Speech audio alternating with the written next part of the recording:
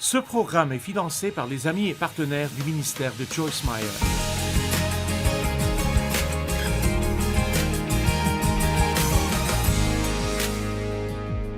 Hier soir, nous avons parlé de comment s'occuper du doute et nous avons parlé de beaucoup de choses fondamentales concernant la confiance en Dieu, en particulier nos défis dans la vie et ne pas passer tout notre temps à essayer de comprendre. Et donc, je voudrais parler maintenant de certaines des raisons pour lesquelles nous souffrons, bien que nous ne puissions pas toujours comprendre. Mais d'abord, je veux dire que vous ne feriez jamais confiance à personne si vous ne croyez pas qu'il soit digne de confiance. Et donc, pour faire confiance à Dieu, nous devons en savoir plus sur le caractère de Dieu. Étudier le caractère de Dieu est une très bonne chose à faire et c'est quelque chose que j'aime vraiment prêcher. Une des choses principales à propos de Dieu est que Dieu est bon. Si vous ne pouvez pas comprendre autre chose, le diable est mauvais et Dieu est bon. Amen. Nous pouvons faire ça. Et Dieu a dit, j'ai mis devant toi la vie et la mort, le bien et le mal. Choisis la vie afin que tu vives toi et ta postérité. Maintenant, Dieu est souverain et il peut faire tout ce qu'il veut quand il le veut. Mais quand il a laissé le libre choix à l'homme, il a ouvert la porte pour que le péché vienne dans le monde à travers les mauvaises décisions. Dieu ne voulait pas d'un groupe de robots qu'il aime et qui lui obéissent parce qu'ils doivent le faire. Il voulait que nous prenions les bonnes décisions. Et donc, nous voulons poser cette question cet après-midi que tant de gens ont, et surtout les gens qui sont peut-être indécis. Ils cherchent une raison de ne pas croire en Dieu. Ils cherchent une raison de ne pas servir Dieu.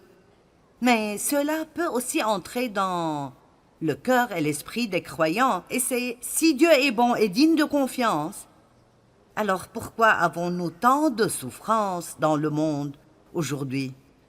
Pourquoi de mauvaises choses arrivent-elles avec de bonnes personnes pieuses? Est-ce que Dieu cause la souffrance? On me pose ces questions. Eh bien, s'il ne le fait pas, la permet-il? S'il est souverain et il peut faire n'importe quoi, alors pourquoi n'arrête-t-il pas la maltraitance des enfants, la maladie, la faim dans le monde et des choses comme ça?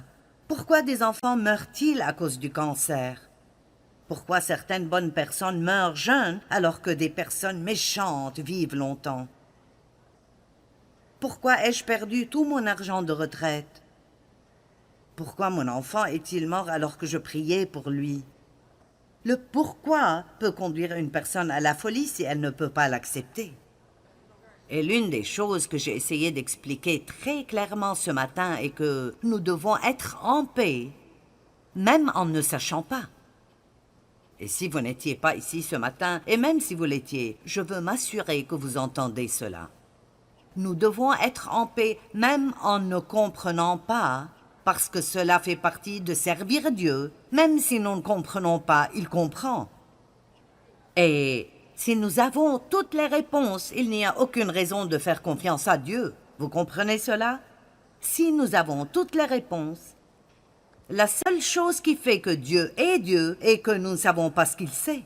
Si nous en savions autant que lui, nous n'aurions pas besoin de lui, nous aurions tout compris. Donc, vous n'aurez jamais toutes les réponses. Vous aurez toujours des questions sans réponse. Et il se passera des choses dans vos vies et pour d'autres personnes que vous ne pouvez tout simplement pas comprendre. Et vous allez devoir dire, Dieu, je ne connais pas la réponse, mais j'ai confiance en toi. Et je sais que quand j'aurai besoin de cette réponse, tu me la donneras. Donc si j'essaie de répondre à ces questions et à d'autres comme elles, si vous veniez me poser toutes ces questions, voici ce que je vous dirai. Je ne sais pas.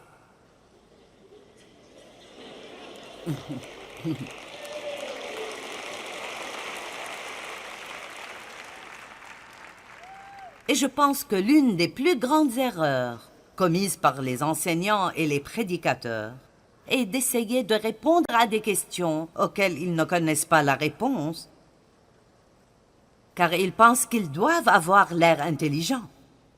Et pour dire vrai, je n'ai pas la réponse à toutes ces choses. Il y a des réponses que je peux donner, et je vais vous donner quelques raisons cet après-midi pour lesquelles les gens souffrent. S'il y a des choses que nous pouvons faire à ce sujet, alors nous devrions les faire. Nous pouvons apprendre de nos erreurs. Mais je n'ai pas toutes ces réponses. Mais je vais vous dire ce que je sais. Je sais que je sais que je sais que Dieu est bon. Je le sais. Et juste parce que de mauvaises choses arrivent, ce n'est pas une invitation pour nous de blâmer Dieu.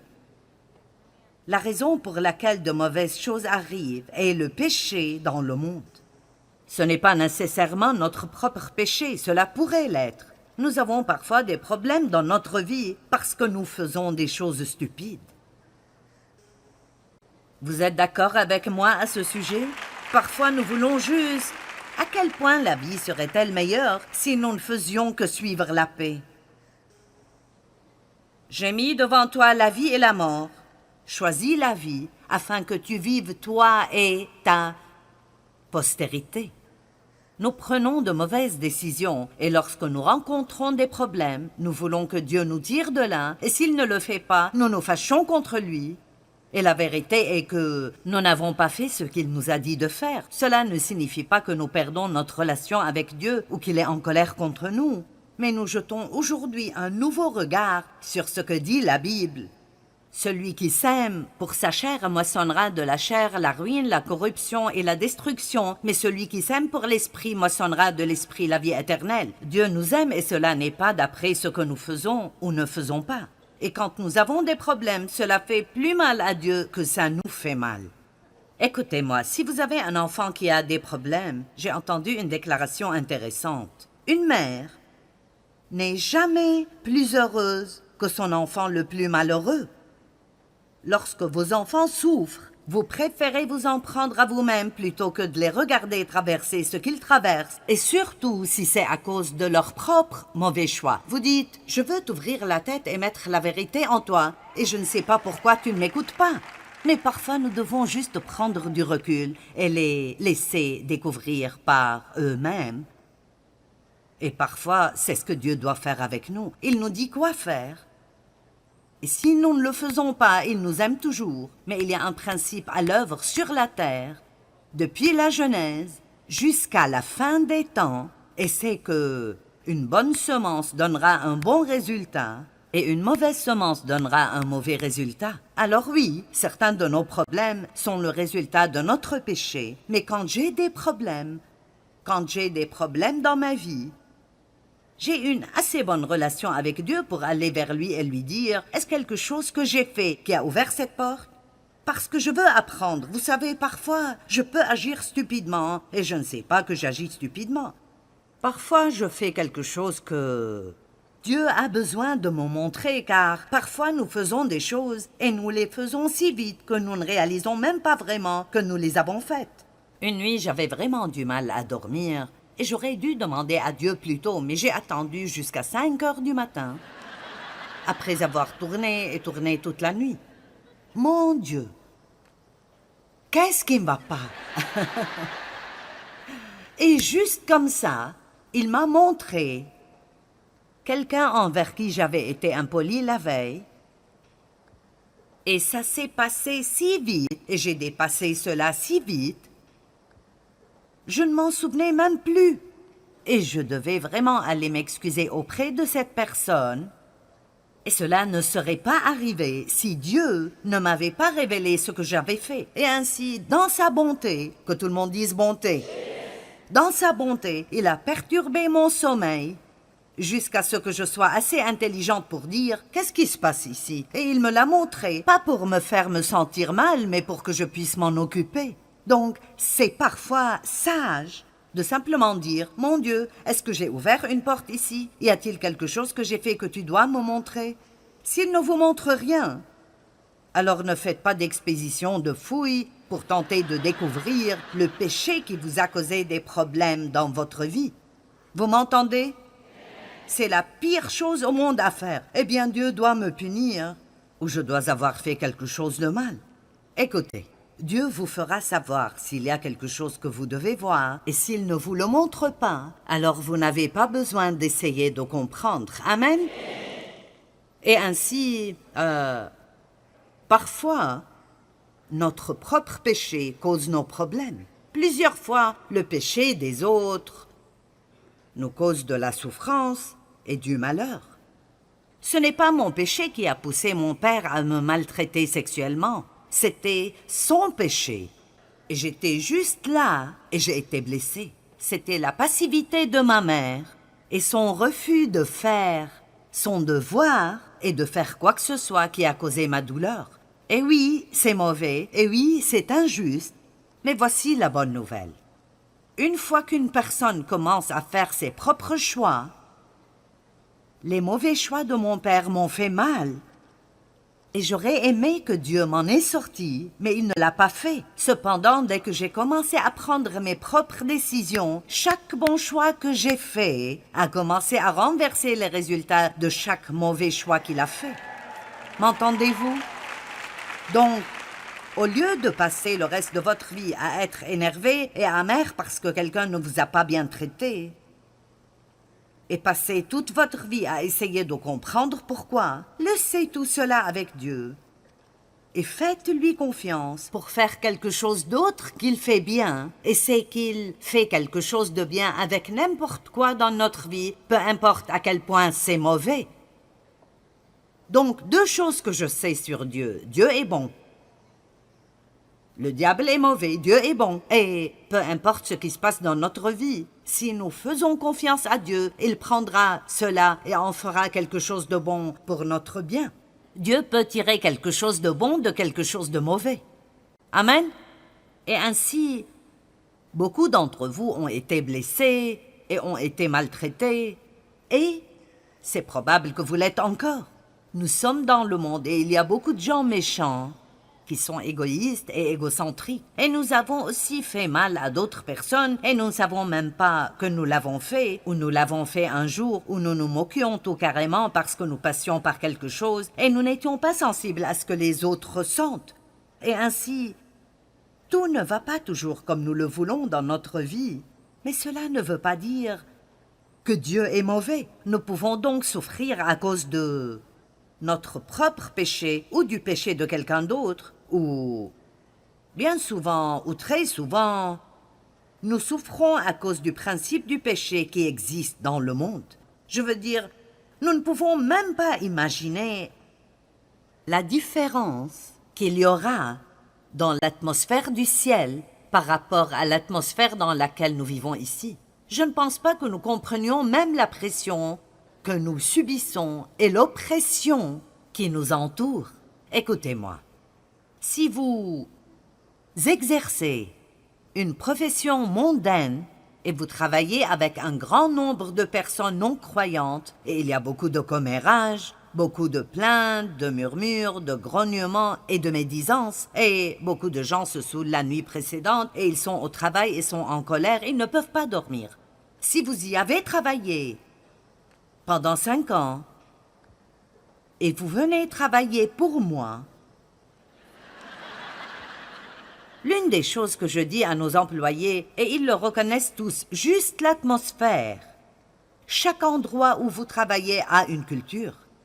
Et ainsi, nous avons créé une culture dans le ministère de Joyce Meyer qui consiste à être positif, à pouvoir se faire confiance et à être des gens heureux. Et si vous causez des conflits, vous ne travaillerez pas pour moi longtemps, car vous ne pouvez pas avoir des conflits et aussi avoir du succès. Amen. Et l'une des choses que fait le pasteur Mike Shepard, c'est qu'il enseigne en alternance dans les départements nos valeurs fondamentales dans le ministère. Si vous allez faire quelque chose, faites-le bien ou ne le faites pas du tout. Soyez une personne excellente parce que Dieu est excellent. Soyez une personne intègre, tenez parole, faites ce que vous dites que vous allez faire. Utilisez la sagesse avec l'argent de Dieu. L'argent qu'il nous donne, nous ne le gaspillons pas. Nous chassons le conflit de nos vies personnelles et nous le chassons du ministère. Je ne peux pas demander à Dieu de bénir mon ministère si je ne fais pas les choses fondamentales qu'il nous demande de faire. Écoutez-moi, tant de maisons sont pleines de conflits. Je veux dire, vous pouvez changer d'expression quand vous arrivez au parking de l'église. Louez le Seigneur, merci Jésus, gloire à Dieu, nous sommes si heureux. Puis nous nous disputons jusqu'à la maison. Eh bien, vous savez...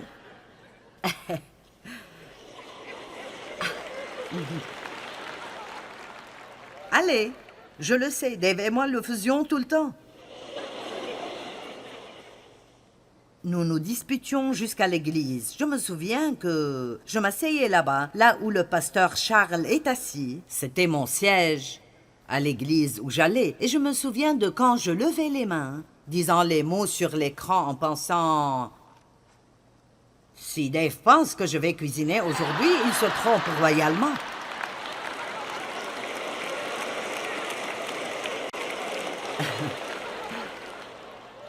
J'apporte le sacrifice de louange dans la maison du Seigneur. Poup, poup, poup.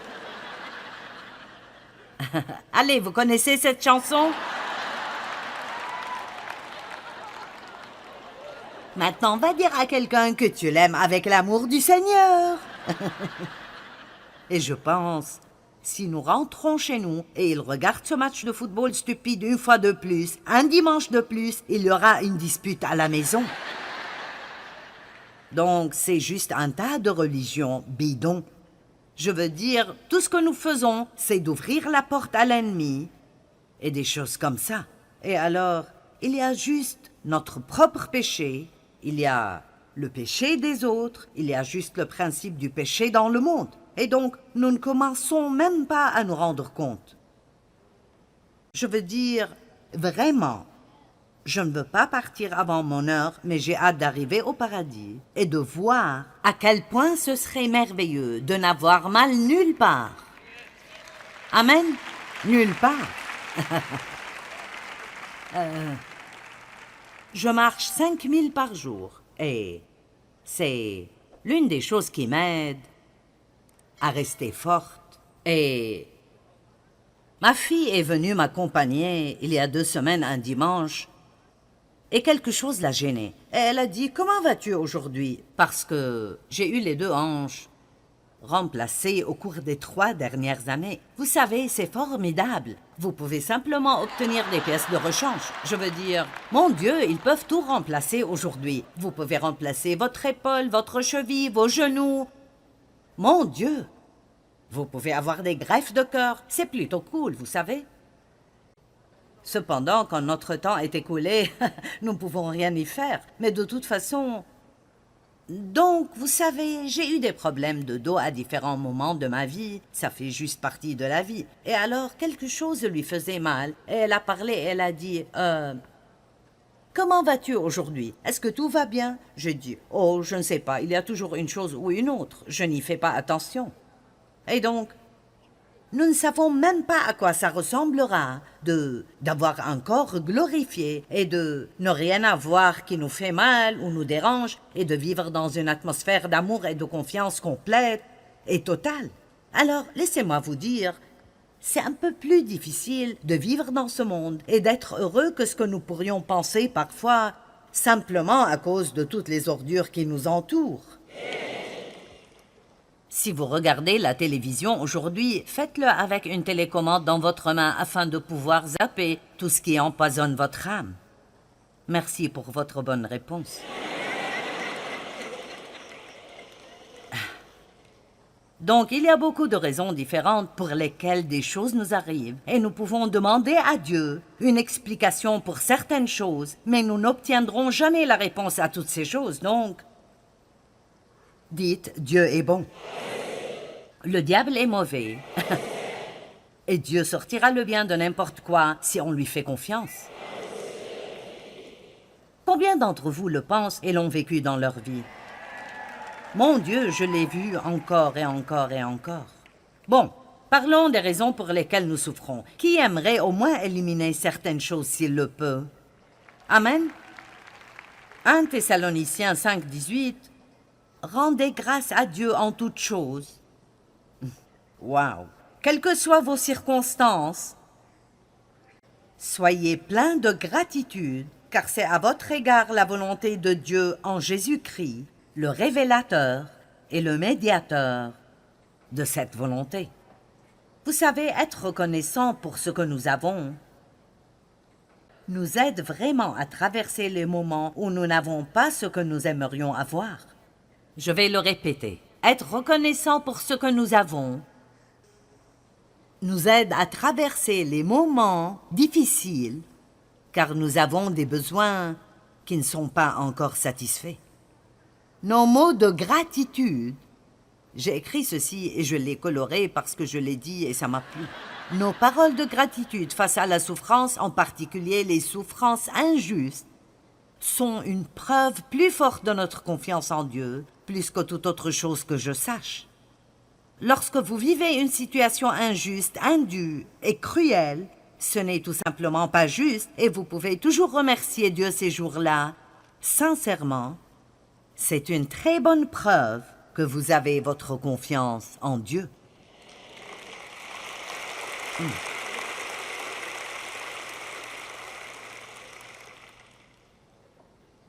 Le psaume 103:20 dit que les anges écoutent la parole de Dieu. Ils n'écoutent pas nos plaintes. Vous avez beaucoup d'anges que vous pourriez mobiliser dans votre vie en vous plaignant beaucoup moins et en remerciant beaucoup plus. Nous sommes tous tellement plus bénis que ce que nous pensons l'être tellement de fois.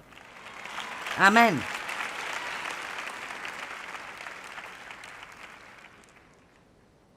Ce n'était jamais l'intention de Dieu que les gens souffrent. Quand il a mis Adam et Ève dans le jardin, il n'avait de grands projets que pour leur joie et leur bonjour. Ce n'est pas Dieu qui a tout gâché, ce sont les gens qui ont tout gâché.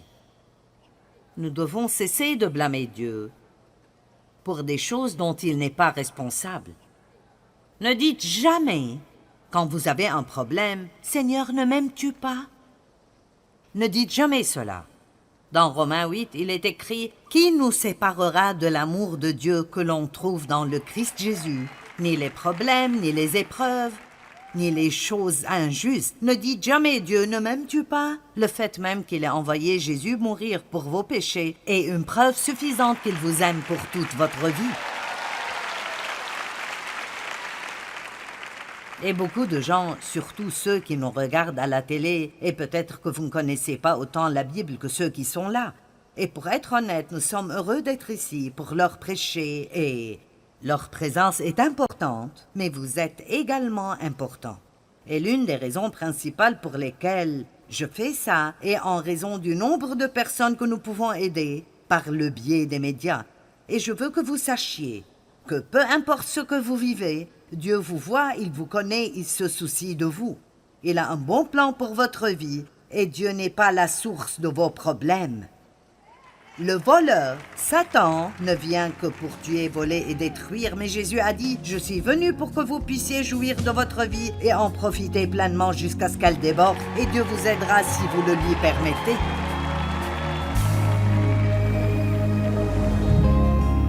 Vous savez, parfois nous paniquons quand nous voyons une tempête qui ne faisait pas partie des prévisions. Mais il n'y a pas de panique au paradis. Dieu a un plan parfait pour nous, peu importe l'ampleur des problèmes. Et ce que nous devons faire, c'est lui faire confiance dans nos vies et prier audacieusement. Dieu, je ne connais pas les réponses, mais je te fais confiance et je suis convaincu que quand j'ai besoin de la réponse, tu me la donneras au moment convenable.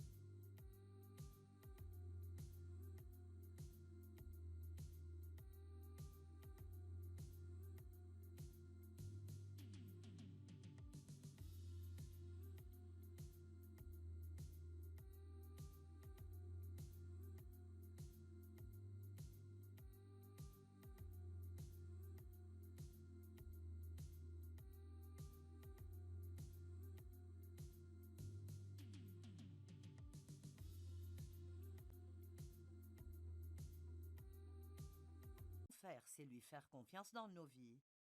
Et prier audacieusement. Dieu, je ne connais pas les réponses, mais je te fais confiance et je suis convaincue que quand j'ai besoin de la réponse, tu me la donneras au moment convenable.